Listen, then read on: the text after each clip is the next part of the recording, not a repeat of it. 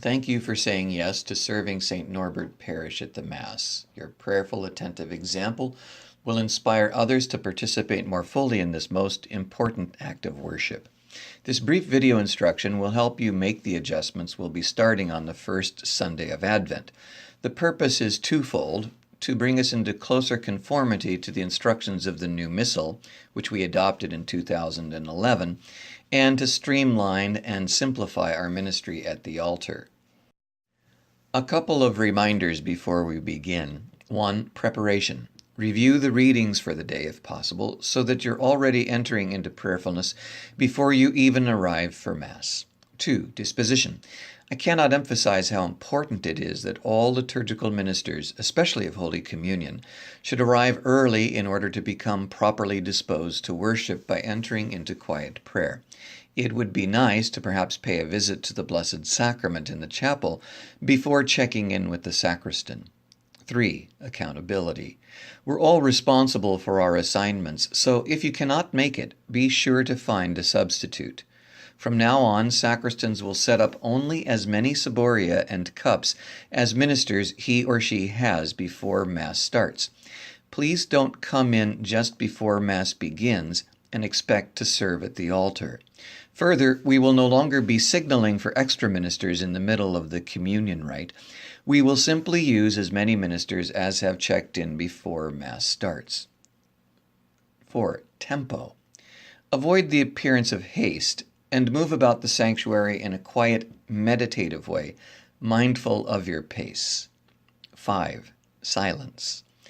I know that many are accustomed to visiting and greeting others inside the church and sacristy, but it's preferable to allow for a spirit of reverence in preparation for worship.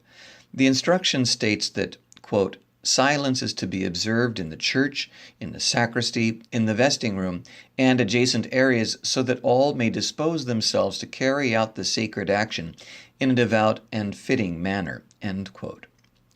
If this proves difficult because of habit, try thinking hospitality outside, worship inside. If you do find yourself pulled into conversation, try to keep it in low tones so as to not distract others. 6. Leadership. Set the example for the assembly's worship by your own tone. Make it a goal to respond and sing audibly and with conviction. You are our ringers, if you will, in the pews. 7. Postures and gestures. Hands are either clasped or folded over the heart when you're standing or walking while not carrying anything. There are 2 forms of bowing. The simple bow is essentially a nod of the head. This is done while carrying objects like ciboria or trays. The profound bow comes from the waist. When approaching the altar, bow before entering the sanctuary, that is, before you come up the ramp or the steps.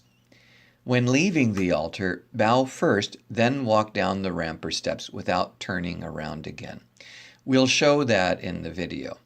Only the priest or deacon signs themselves with the cross when bowing, since this is a specific gesture associated with the proclamation of the gospel and other liturgical actions. Lay ministers do not cross themselves. Similarly, when someone signals they want a blessing during the communion rite, the lay minister, as you know, does so by simply laying a hand on the shoulder of the person or just above the shoulder of the person and saying, "May God bless you." Signing with the cross and using the Trinitarian formula of Father, Son, and Holy Spirit are again reserved for the clergy at certain specific points in the liturgy. Let's begin. To better utilize space and simplify our movements in the sanctuary, all items needed for Mass will now be placed on one credence table near the altar servers. These are the missal and the stand, the water cruet, basin and towel, the tray with the chalices, pall, purificators, and communion cups, and the tray with the extra ciboria. During the entrance procession, the ministers travel at a gracious pace up the center aisle, reverence the altar with either a simple bow of the head if carrying an object, or a profound bow at the waist if not. The servers, lector, and clergy all walk up the ramp on the right side of the altar. The servers place their items around the altar, bow and walk down the steps to their places. The lector places the Book of Gospels upright on the stand, bows, and returns down the steps to the left of the altar, between the altar and ambo. The clergy kiss the altar and go to their places.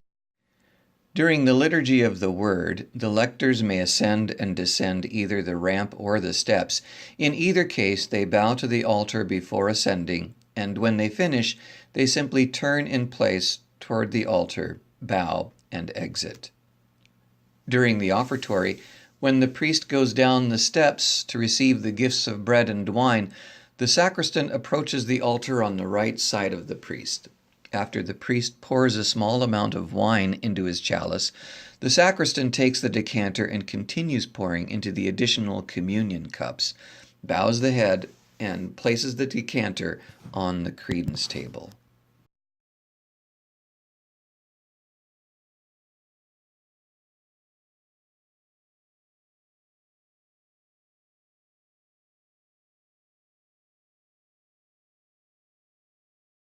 Moving forward to the communion rite, the sacristan briefly gives the sign of peace, and then retrieves the consecrated hosts from the tabernacle, carrying them stacked with the lids as shown here.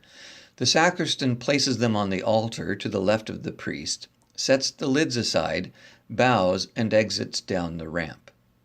At the same time, the extraordinary ministers approach the altar immediately after the sign of peace, bowing at the base of the steps and descending the ramp. The New Roman Missal instructs that the extraordinary ministers do not approach the altar until after the priest has received communion. So wait by the back wall, as seen here. Once the priest has himself received communion, the first two ministers come forward and receive communion from him. He then gives them a ciborium and cup, and they in turn go to the waiting ministers and then give them communion one at a time. After each minister receives communion, they enter the sanctuary where the priest, remaining at the altar, hands them the ciboria one at a time and then the cups. The ministers then walk down the steps to their assigned locations and wait for the priest to come down before distributing communion.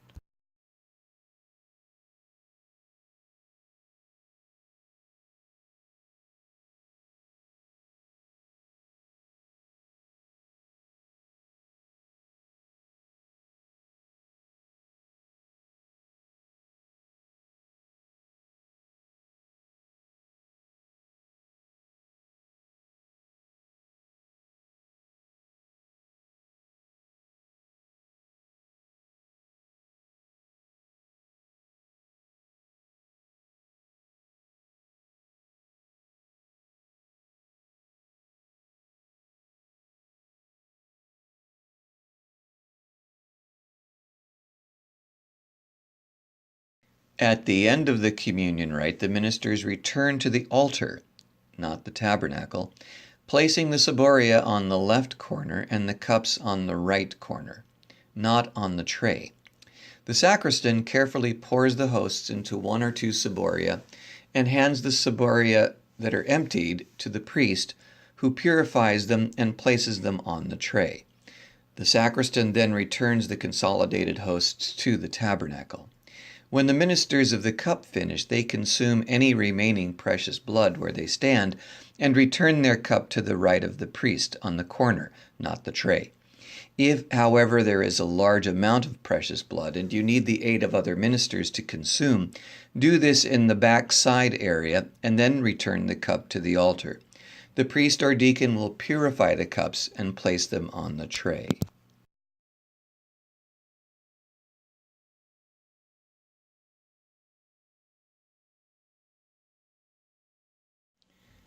After Mass, the sacristans will still hygienically rinse and dry the sacred vessels, but omit the purification since this has already been done at the altar. These adaptations are designed to bring us into closer conformity to the current liturgical instructions, and although it seems like a lot, I think that once we do it a few times, the flow and rhythm will feel very natural and simple.